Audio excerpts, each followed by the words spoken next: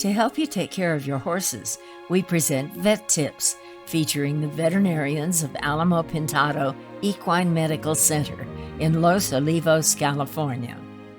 My name is Wade Walker. I'm a veterinarian at Alamo Pintado Equine Medical Center, and today we're going to talk about penetrating foreign bodies of the sole of the horse's hoof and how we can manage those to prevent further catastrophe or injury, and what we would do in the equine hospital depending on the extent of the injury.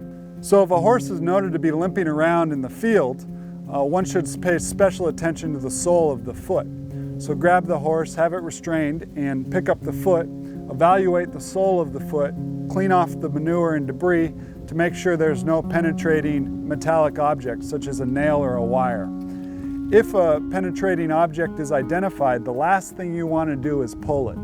If that object, like a nail, is pulled, it makes the job of the veterinarian far more difficult to assess the damage that already existed and to deliver a good prognosis for you. So leave the metallic foreign body there. However, we want to do a few things to prevent the metallic foreign body from being driven further in the horse's foot before the veterinarian gets there. So the first thing you're going to do is pick up the foot. If a metallic foreign body is identified, try to keep the foot off the ground. Have another person hold the foot or keep the horse from moving. Once it's identified, you want to get a 2x4 block or a small block and maybe a wire cutter or an object to cut the metal foreign body shorter.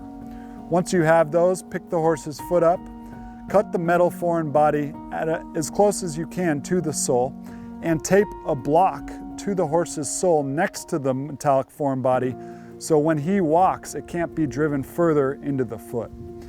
That'll prevent further damage from occurring until the veterinarian gets there. Once the veterinarian's there, he or she will take some radiographs or x-rays of the foot to determine how far this foreign body goes into the foot. Once the penetrating foreign body into the sole has been identified and properly triaged, and your veterinarian has appropriately diagnosed the extent, it can be treated appropriately. And that may be as minimal as treating it like a foot abscess with foot soaks and systemic antibiotics and open up drainage. However, if more sensitive structures are involved, much more aggressive therapy such as surgery, including scoping the navicular bursa or coffin joint to flush out the wound, might be necessary. This might be followed with prolonged rehabilitation, again depending on the extent of the injury.